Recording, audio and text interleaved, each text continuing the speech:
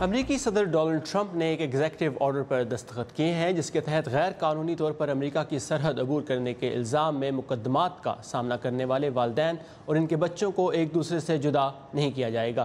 یہ اپنی مدت صدارت کے 17 ماہ میں پہلی بار ہے کہ صدر ٹرمپ نے اپنے کسی اہم پالیسی فیصلے کو واپس لیا ہو۔ اس حکم نامے پر واشنگٹن سے آنے والے رد عمل کی تفصیلات کے ساتھ نیلوفر مغل ہمارے ساتھ ہیں۔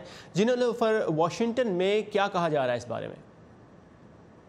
ٹرمپ کا یہ جو ایگزیکٹو آرڈر ہے یہ ریپبلکن اور ڈیموکریٹس رہنماؤں اور انسانی حقوق کی جو تنظیمیں ہیں ان کی جانب سے تنقید کے بعد سامنے آیا ہے، لیکن انسانی حقوق کے حوالے سے اس پر کچھ تحفظات کا بھی اظہار کیا جا رہا ہے کہ صدر ٹرمپ کا یہ جو متبادل منصوبہ ہے اس کے تحت یعنی وہ بچے جو ہیں وہ اپنے والدین کے ساتھ ڈیٹینشن سینٹر میں ہی رہیں گے جب تک کہ ان کے والدین کے مستقبل کا فیصلہ نہیں ہو جاتا۔ دوسری جانب یہ بھی کہا جا رہا ہے کہ یہ جو بچے ہیں یہ اتنی جلدی ابھی اپنے والدین سے مل بھی نہیں پائیں گے، اور آج جمعرات کے دن اراکین کانگریس جو ہیں وہ امیگریشن اصلاحات کے حوالے سے کچھ ووٹ بھی حاصل کرنے کی کوشش کریں گے۔ مزید تفصیلات کے لیے دیکھیے یہ رپورٹ۔ قلم کی ایک جنبش سے مجھے خاندانوں کو جدا کرنے کے مناظر اور احساس اچھے نہیں لگے۔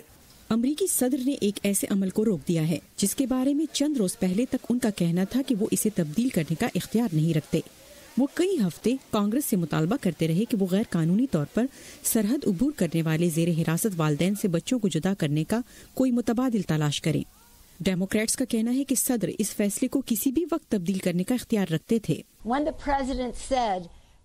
جب صدر نے کہا کہ یہ اقدامات ان کا کام نہیں تو وہ سچ نہیں کہہ رہے۔ حقیقت یہ ہے کہ انہوں نے اپنی انتظامیہ بنائی ہے، انہوں نے عدم برداشت کی پالیسی بنائی جو ہمارے ملک کے لیے باعث شرم ہے۔ یہ ہماری تاریخ پر دھبا ہے، اس سے یہ چھوٹے بچے اور ان کے خاندان متاثر ہوئے ہیں۔ ایک دن قبل صدر نے کہا تھا کہ ان کے پاس محدود آپشنز ہیں۔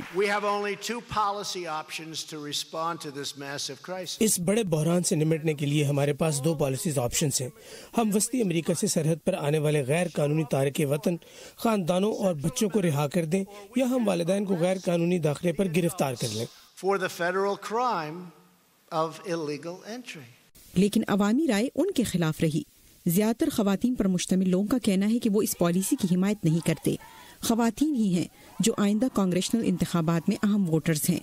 اب سب کی نظریں کانگریس پر جمی ہیں، جہاں پر قانون ساز امیگریشن اصلاحات کے لیے ایک قدامت پسند آپشن پر غور کریں گے جس کے منظور ہونے کا امکان کم ہی ہے، اور یہ بل صدر کے اپنے 4 نکاتی امیگریشن منصوبے پر مبنی ہے۔ یہ وہ بل ہے جس کی صدر حمایت کرتے ہیں، یہ وہ بل ہے جو قانون بن سکتا ہے۔ سوال یہ ہوگا کہ کیا لوگوں کی ترجیح سیاست ہے یا وہ لوگ ہیں۔ صدر ٹرمپ اور ریپبلکن قیادت اس بل کو منظور کرانے کے لیے ہر ووٹ کے لیے لڑ رہے ہیں۔ اس بل سے تارکین وطن کے ایک دوسرے گروپ کو ایک مستقل حیثیت مل جائے گی، یعنی وہ لوگ جو چھوٹی عمر میں بغیر دستاویز کے امریکہ لائے گئے۔